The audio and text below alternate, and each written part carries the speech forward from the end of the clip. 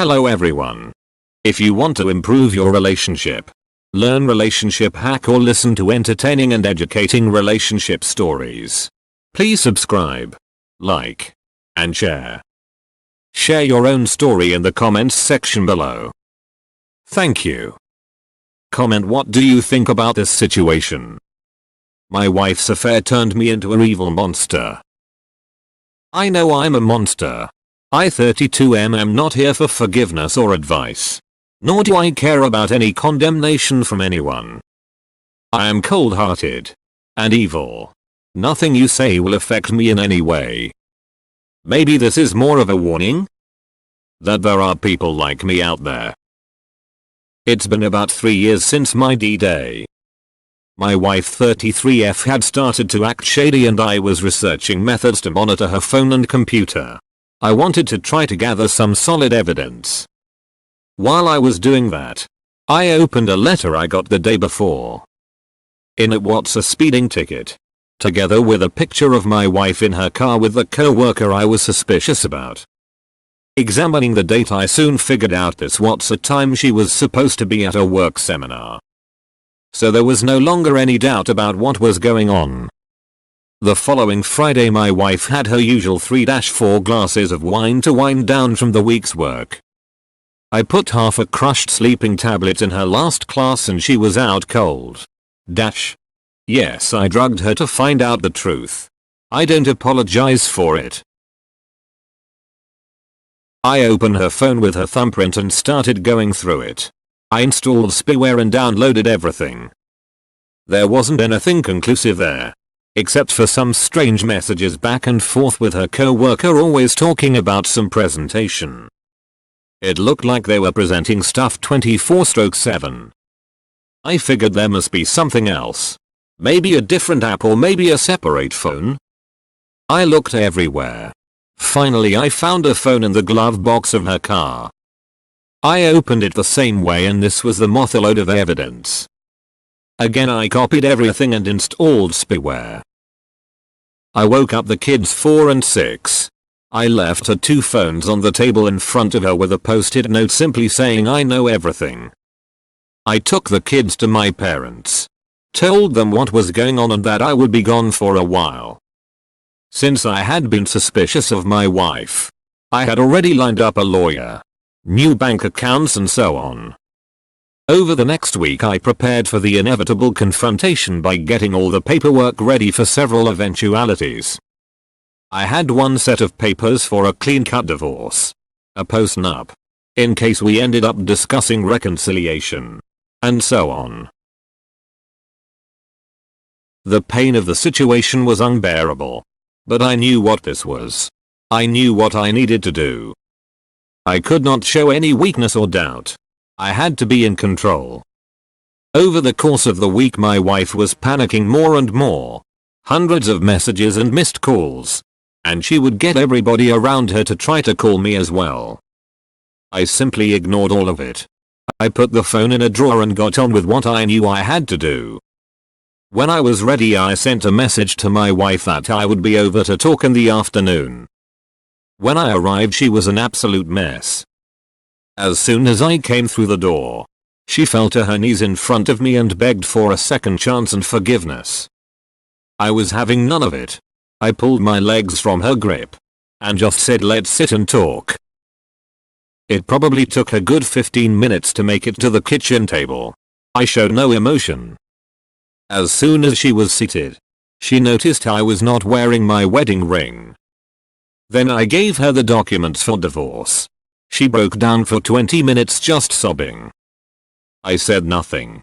When she was finally able to speak again, she said she would do anything to save our marriage. I pulled the divorce papers back and gave her the post-nup.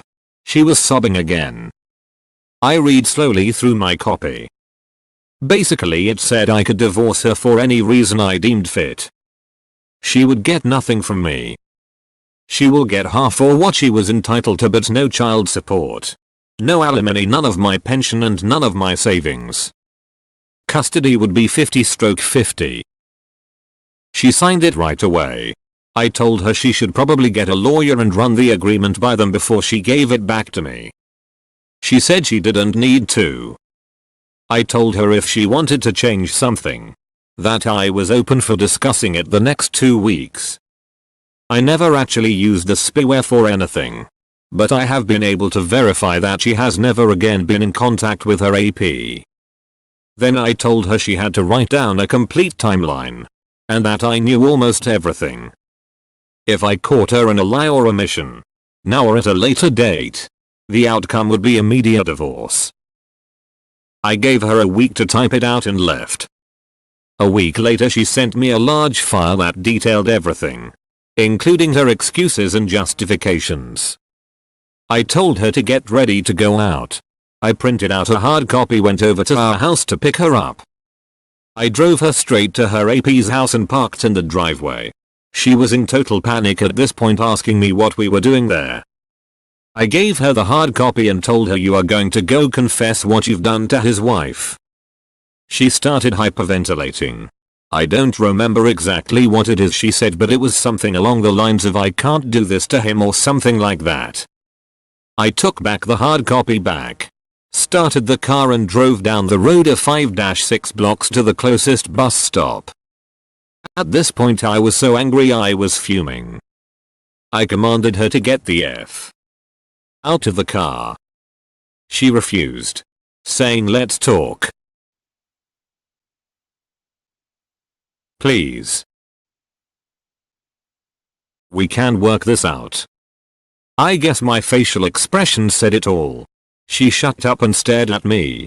She didn't know what to do. I told her very calmly, you just had the choice between your AP and your family. And you just chose your AP. It's not like I'm leaving you beaten and bloody in a ditch. This is a bus stop. You're a grown-ass woman, I'm sure you can figure it out. Now get the F out of the car. My tone really left no wiggle room. She got out and asked what happens now. I just drove off so hard that it slammed the door shut. I turned around and drove straight back to the app's house. I could see my wife starting to run towards me and I could hear her yelling in the distance as she understood what was going on. I was going to tell the app's wife. It turns out his wife was 5 months pregnant. She started crying loudly when she read my wife's timeline.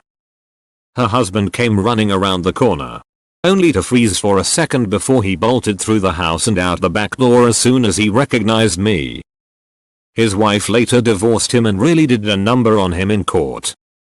Anyway, at home my wife was panicking and begging while I packed some things and left. On the way out I told her that her confessing to the wife was a test.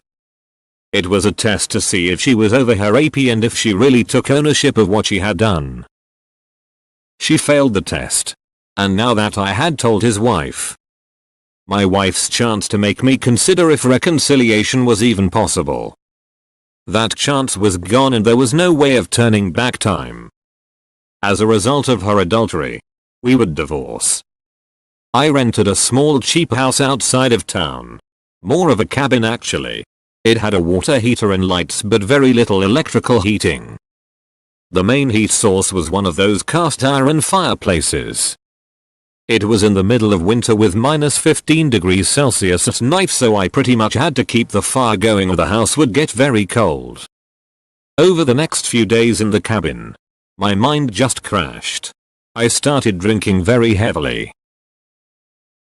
Even soaked in alcohol, the pain was simply unbearable. At one point I decided to end it. I loaded my shotgun, put it in my mouth and pulled the trigger with my toe. It just went click. The goddamn shell was a dud. I drank even harder after that. The next few days are sort of a blur. A few days later, when I woke up in a pool of my own puke, blood and waste, I had a concussion. I also had terrible pain in my arm and chest. I was hypothermic and severely dehydrated. It took me a minute to figure out that I had fallen on top of my whiskey bottle and smashed it. Glass jars were sticking out of my arm and chest. When I finally made it to the bathroom, I saw I had a dark purple black eye, so I probably banged my head on the floor pretty badly.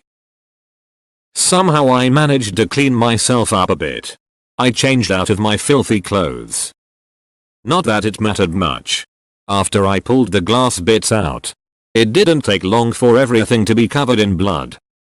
I wasn't really all there, but somehow I figured out that I needed to call an ambulance.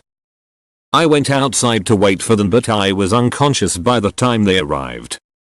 My wife was still listed as my emergency contact, and I guess someone called her at some point. She was there when I woke up. She was talking constantly. I said nothing. Not a single word.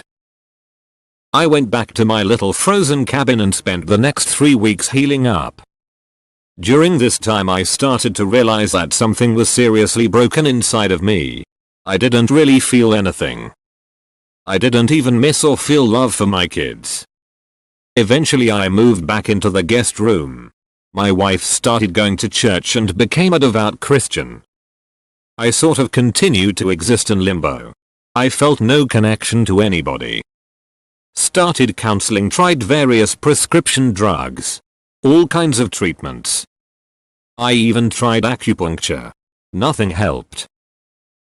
Then I woke her up and told her what I've done. The pain in her eyes. The panic. Finally I felt something. It was terrible. But at least I felt something. When I came home I told my wife what I had done. I told her in a way where I tried to hurt her as much as possible. Again the pain on her face. I felt something again. I felt terrible. But at least I felt something. Now I do this on a regular basis. Every 3 to 4 weeks I go out. Pick up a married woman that wants to cheat for some reason. I've become really good at gathering the evidence. Often I get video of it. Sometimes I will turn it into an affair that lasts 4 weeks, but in the end I always present the evidence to their husbands. I don't know how many families have broken up at this point. I know it's evil. But I just can't help myself, it's compulsive. I can't stop myself. I always also hurt my wife. On purpose. Every single time. Either I tell her as painfully as possible or I will leave a used condom wrapper in my pocket. I have even had some of the women write me love notes that I intentionally left in my pocket for my wife to find. I've had a few more suicide attempts over the years.